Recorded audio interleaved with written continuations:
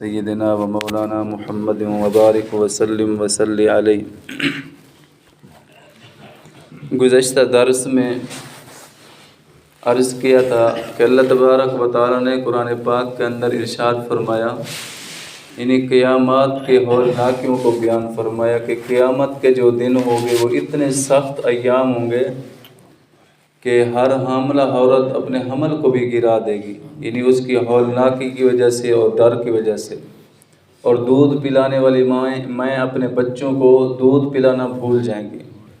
اسی طرح اللہ تبارک و تعالیٰ نے سورۃ عبس کے اندر فرمایا، یوم یفر المرء من اخیہ، وہ اتنا سخت دن ہوگا کہ اس دن آدمی اپنے بھائی سے بھاگے گا، یعنی بھائی کے قریب نہیں جائے گا، بھائی کو نہیں پہچانے گا۔ یوم یفر المرء من اخیہ و امہ و ابیہ، اپنے ماں باپ سے بھاگے گا، ماں باپ کو بھی بھول جائے گا، و صاحبتہ و بنیہ، اپنی بیوی کو، بیٹی کو، یعنی ہر ایک کو بھول جائے گا، کسی کا اس کو ہوش تک نہیں ہوگا، اتنے سخت دن ہوگا وہ۔ یعنی یہ عزیز ترین رشتے ہیں، یہ قریب ترین رشتے جو انسان کو سب سے زیادہ محبوب ہیں دنیا کے اندر، وہ ہولناک دن اتنا خطرناک دن ہے، سخت دن ہے کہ یہ اپنے عزیز و اقارب رشتہ دار سب بھول جائیں گے۔ حتیٰ کہ وہ ایک نیکی والی روایت تو بہت زیادہ مشہور ہے کہ صرف ایک نیکی، والد کے پاس جائے گا کہ ابا جان ایک نیکی میری کم ہے، میں نے جنت کے اندر جانا ہے۔ اللہ تعالیٰ نے فرمایا کہ ایک نیکی لے کر آؤ تو تم جنت کے اندر جا سکتے ہو۔ والد صاحب فرمائیں گے کہ میں تو تمہیں جانتا ہی نہیں، تم کون ہو۔ والدہ کے پاس جائے گا، وہ بھی یہی کہیں گے کہ نہیں، آج میں نیکی نہیں دے سکتی، میری اگر ایک نیکی کم ہوئی تو میں کیا کروں گا۔ یہ وہ والدہ جو دنیا کے اندر ہر طرح کی تکالیف برداشت کرتی ہے اپنی اولاد کی خاطر، حتیٰ کہ خود بھوکی رہ کر اولاد کا پیٹ بھرتی ہے، وہی والدہ کل قیامت والے دن اتنی وہ سخت دن ہوگا کہ ایک نیکی بھی نہیں دے گی اپنے بیٹے کو، ایک نیکی۔ تو میرے دوستو، یہاں دنیا کے اندر نیکیاں کما سکتے ہیں، ہم جتنی چاہیں کما سکتے ہیں، ابھی ہمارے پاس وقت ہے، جتنی سانسیں باقی ہیں ہم نیکیاں کما سکتے ہیں۔ نیکیاں کمانا بہت آسان ہے، بہت زیادہ آسان ہے، لیکن شیطان اس طرف انسان کو جانے ہی نہیں دیتا کہ ابھی تو بہت ٹائم پڑا ہے، پھر بعد میں کر لیں گے، توبہ کر لیں گے، نیکیاں کر لیں گے، ابھی سے کیا پڑی ہے تجھے۔ یہ بہت ہی چالاک ہے۔ اسی شیطان کی کل کچھ باتیں عرض کی تھیں کہ شیطان کتنا چالاک اور کتنا انسان کا بڑا دشمن ہے کہ انسان کو مسلح سے اٹھا کر تختہ دار پہ لٹکا دیتا ہے، اور پھر تختہ دار پہ بھی ایسے ہی نہیں کہ مسلمان ہونے کی حالت میں مر جائے، کم از کم آخرت تو اس کی اللہ تبارک و تعالیٰ جنت تو اس کو عطا فرمائے اس کے گناہوں کی سزا کے بعد، لیکن تختہ دار پہ بھی اس کو مرتد کر کے پھر چھوڑتا ہے بزرگ کو۔ اسی طرح شیخ عبدالقادر جیلانی رحمہ اللہ تعالیٰ، ان کو بھٹکانے کی کوشش کی۔ امام مالک رحمۃ اللہ تعالیٰ علیہ، بہت بڑے اللہ والے، بہت بڑے امام ہیں وقت کے، ان کو بہکانے کی کوشش کی۔ اسی طرح ہر انسان کے پیچھے لگا ہوا ہے، ہر انسان کے پیچھے، اور اس نے اللہ کے سامنے قسم اٹھائی تھی کہ اے اللہ، میں ان سارے کے ساروں کو گمراہ کر کے رہوں گا، ان کو ثم لآتینہم من بین ایدیہم، ان کے سامنے سے آ کر ان کو گمراہ کروں گا، ثم لآتینہم من بین ایدیہم ومن خلفہم، ان کے پیچھے سے آ کے ان کو گمراہ کروں گا، ان کے دائیں سے، بائیں سے، اوپر سے، نیچے سے، یعنی ہر طرف سے آ کر میں انسان پر حملہ کروں گا، اس کو تو گمراہ کر کے میں رہوں گا۔ یہ ہمارا کھلم کھلا دشمن ہے۔ اسی لیے تو اللہ تبارک و تعالیٰ نے قرآن پاک کے اندر ارشاد فرمایا، اِنَّهُ لَكُمْ عَدُوٌّ مُّبِينٌ، یہ تمہارا کھلم کھلا دشمن ہے۔ ایک دشمن ہوتا ہے چھپا ہوا کہ انسان کو پتہ نہیں ہوتا کہ میرا دشمن ہے، چھپ کے وہ وار کرتا ہے، انسان بے خبری میں ہوتا ہے۔ اللہ تعالیٰ نے شیطان کے متعلق انسان کو بارہا باخبر کیا ہے کہ تمہارا کھلم کھلا دشمن ہے، اس سے بچ جاؤ، یہ تمہیں برباد کر دے گا، یہ تمہیں جنت سے نکال کر جہنم کے اندر لے کر جائے گا۔ یہ اپنی پوری کی پوری کوشش کر رہا ہے، بالکل اللہ تعالیٰ کے جو اس نے وعدہ کیا تھا اللہ کے سامنے، وہ اپنے وعدے پر پابند ہے اور لگا ہوا ہے انسان کو بھٹکانے کی خاطر۔ کبھی کسی جرم میں اس کو مبتلا کر دیتا ہے، کبھی کسی گناہ میں اس کو مبتلا کر دیتا ہے، کبھی غیبت کے اندر، کبھی جھوٹ کے اندر، چغل خوریوں کے اندر، آپس میں لڑانے کے اندر۔ یہ سارے کے سارے شیطانی راستے ہیں۔ ہمیں ذرا سوچنا چاہیے کہ انسان اور مسلمانوں کا یہ کام نہیں ہے کہ مسلمانوں کو آپس میں لڑایا جائے، جھوٹ بولے، چغلخوری کرے، غیبت کرے، یہ مسلمانوں کے کام نہیں ہے۔ مسلمانوں کا کام یہ ہے کہ آپس میں اتفاق اور اتحاد پیدا کریں، آپس کے اندر صلح اور اتفاق ہو، خوش خلقی، اچھے اخلاق سے پیش ہیں، ایک دوسرے کی خیر خواہی کریں۔ یہ صحابہ کرام کا طریقہ ہے، اس طریقے پر عمل کرنا چاہیے، شیطان کو راضی ہرگز نہیں کرنا چاہیے۔ اگلی آیت مبارکہ جو تلاوت کی ہے، وَمِنَ النَّاسِ مَن يُجَادِلُ فِي اللَّهِ، اللہ تعالیٰ فرماتے ہیں کہ لوگوں میں سے کچھ لوگ ایسے بھی ہیں جو اللہ کے بارے میں جھگڑا کرتے ہیں۔ ایک کافر آیا حضور صلی اللہ علیہ وسلم کے پاس، آ کے کہنے لگا کہ آپ کا خدا سونے کا ہے یا چاندی کا ہے؟ کس چیز کا بنا ہوا ہے آپ کا خدا؟ ابھی یہی باتیں کر رہا تھا کہ اللہ تبارک و تعالیٰ نے آسمان سے بجلی بھیجی اور اس کو جلا کر اس نے راکھ کر دیا، ختم کر دیا، کہ تو اللہ کے بارے میں جھگڑا کرتے حضور صلی اللہ علیہ وسلم سے۔ وَيَتَّبِعُ كُلَّ شَيْطَانٍ مَرِيدٍ، بغیر علم کہ تمہیں کچھ علم بھی نہیں ہے۔ اصل میں شیطان نے ان کے ذہن کے اندر یہ باتیں ڈالی ہوئی ہیں کہ دنیا کے جو بت وہ دیکھتے تھے، جو خدا دیکھتے تھے، کوئی سونے کا بنا ہوا ہوتا، کوئی چاندی کا بنا ہوا ہوتا تھا، تو ان کے دماغ کے اندر بھی وہی بات گھسی ہوئی تھی کہ تمہارا خدا سونے کا ہے یا چاندی کا ہے۔ اللہ تبارک و تعالیٰ شکل و صورت سے پاک ہے۔ اسی لیے علماء فرماتے ہیں کہ اللہ کے متعلق زیادہ نہیں سوچنا چاہیے انسان کو، اللہ کی قدرت کو دیکھے کہ اللہ تبارک و تعالیٰ نے کتنی بڑے ہمارے لیے نعمتیں پیدا فرمائی، اور کتنی اللہ تعالیٰ کی بڑی بڑی قدرتیں ہیں جو ہمارے آنکھوں کے سامنے ہیں۔ اللہ کی قدرت کے اندر جتنا زیادہ غور کرے گا اتنا زیادہ اس کا ایمان پختہ ہوگا۔ اللہ کی ذات کے اندر غور کرے گا تو یہ گمراہ ہو جائے گا کہ اللہ تبارک و تعالیٰ کیسے بنا، کہاں سے بنا، کب سے بنا، کہاں سے ہے اللہ تعالیٰ کو کس نے بنایا۔ اس طرح کے شیطان جو ہے وہ دماغ کے اندر سوال ڈالتا رہتا ہے۔ ایک بزرگ سے کسی نے پوچھا کہ اللہ تعالیٰ سے پہلے کون تھا؟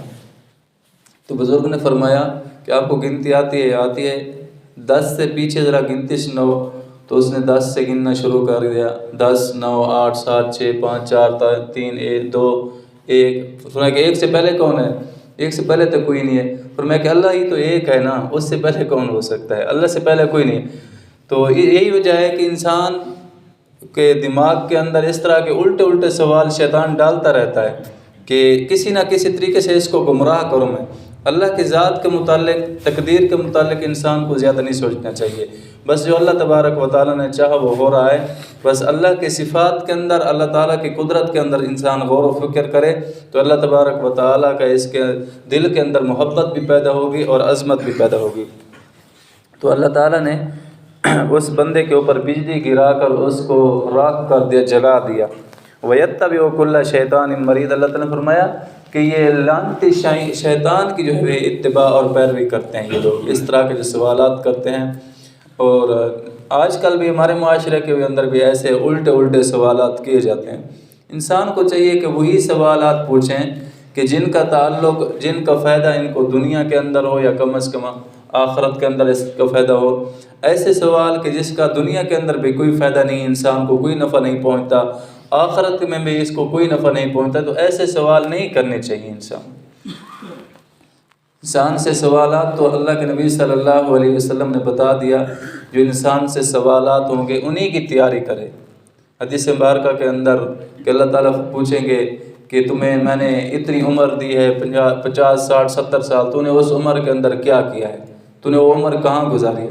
اب ہمیں اس سوال کا پتہ ہے، ہم نے اس کی تیاری کتنی کی ہے، ہم یہ اپنی جو زندگی گزار رہے ہیں 50 60 70 سال، ہم اس زندگی کو کس انداز سے گزار رہے ہیں اور کس کس کاموں میں خرچ کر رہے ہیں، ہم نے اس کا جواب دینا، ہمیں اس سوال کا پتہ ہے ہم نے کیا کوئی تیاری کر رکھی ہے۔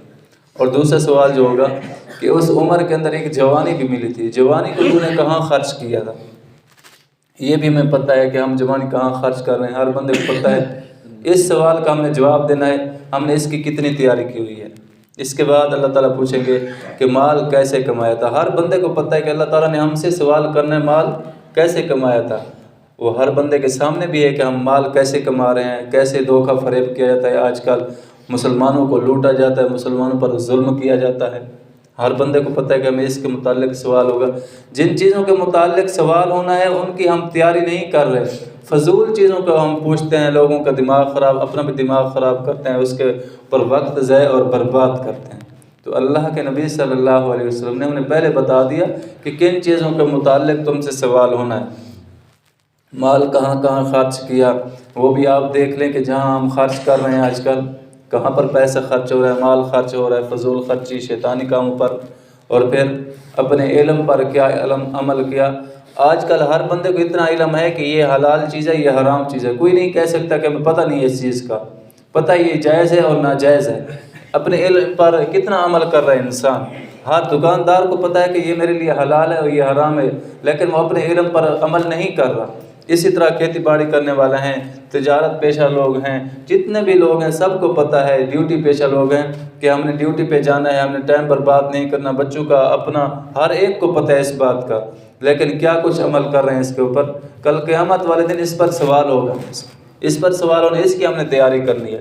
اور پھر قبر کے جو سوال ہے من ربک کا من نبیک کا ما دینک کا، ہم نے اس رب کے متعلق ہمارا عقیدہ کیا ہے۔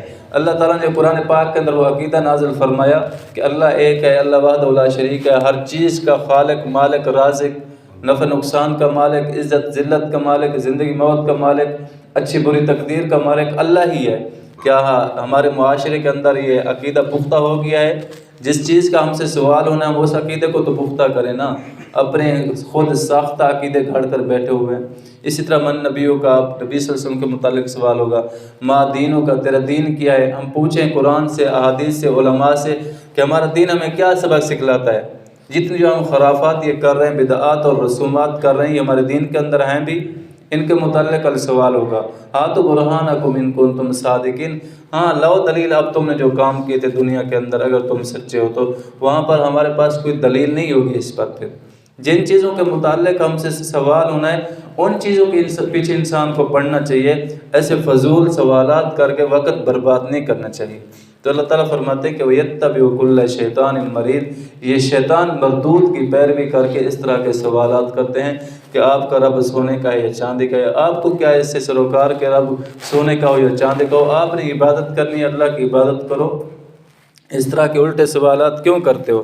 اللہ تعالیٰ فرماتے ہیں کتب علیہ، اللہ تعالیٰ نے اس پر لکھ دیا کہ انہ من یضل، شیطان اس کو گمراہ کر، انہ من تولاہ، جو بندہ بھی شیطان سے دوستی کرے گا شیطان سے، فانہ یضلہ، وہ شیطان اس کو گمراہ کر کے رہے گا، ویہدیہ الی عذاب السعیر، اور وہ شیطان اس کو لے کر جائے گا اس آگ کی طرف جو شعلے مارتی ہوئی آگ ہے، جہنم کی آگ۔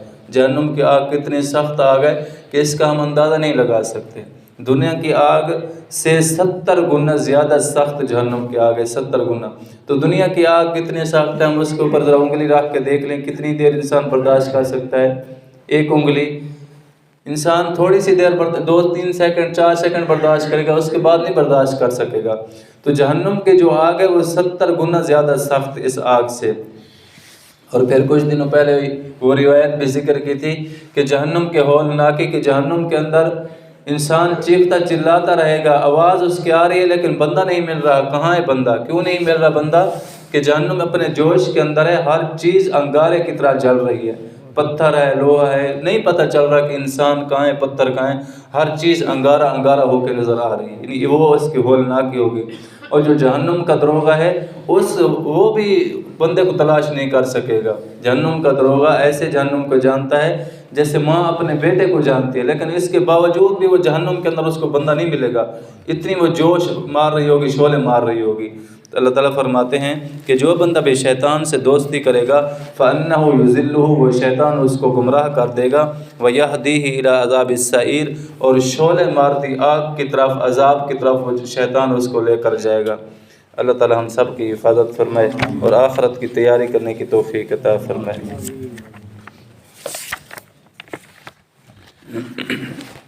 الحمدللہ رب العالمین والعاقبۃ للمتقین والصلاة والسلام علی رسولہ محمد وعلی آلہ واصحابہ اجمعین۔ ربنا ظلمنا انفسنا وان لم تغفر لنا وترحمنا لنکونن من الخاسرین۔ رب ارحمہما کما ربیانی صغیرا، اے اللہ ہم سب کے صغیرہ کبیرہ گناہ معاف فرما۔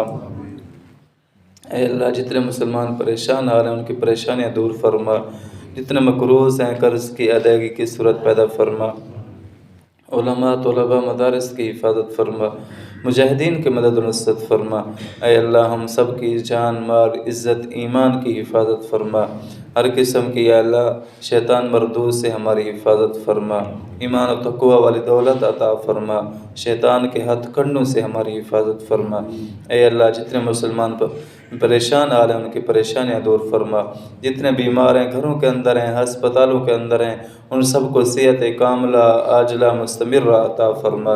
اے اللہ جتنے مسلمان وفات پا چکے ہیں ان سب کی کامل مغفرت فرما، آخرت کی تمام منازل آسان فرما، خصوصاً ہمارے حاجی صاحب خورشید صاحب یا اللہ وفات پا چکے ہیں ان کے آخرت کی تمام منازل آسان فرما، جنت الفردوس میں اعلیٰ مقام عطا فرما۔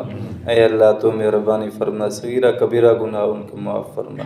اے اللہ اپنے جوار رحمت میں ان کو جگہ عطا فرما، ان کو غریق رحمت فرما۔